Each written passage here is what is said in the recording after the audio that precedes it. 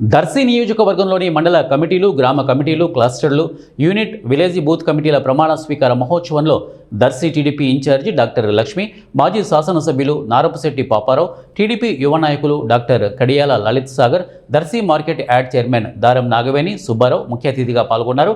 ఈ సందర్భంగా గొట్టిపాటి లక్ష్మి మాట్లాడుతూ ప్రజల వద్దకు వెళ్లి పార్టీ బలం పెంచే దిశగా ప్రతి నాయకుడు బాధ్యతగా పనిచేయాలని తెలియజేశారు. అధికారంలో ఉన్న మన కూటమి ప్రభుత్వంలో మన ప్రభుత్వం చేపడుతున్న అభివృద్ధి సంక్షేమ పథకాలను ప్రతి గడపకు చేర్చాల్సిన బాధ్యత నాయకులుగా మనపై ఉంటుందని ఆమె స్పష్టం చేశారు. మనం నిబద్ధతతో పనిచేసినప్పుడు అదే పార్టీకి ప్రజల్లో మంచి పేరు తెస్తుందని, చిన్న చిన్న తప్పులు నాయకులు చేస్తే అది పార్టీకి చెడ్డ పేరు తెస్తుందనే విషయాన్ని గుర్తుపెట్టుకోవాలని వారు తెలియజేశారు.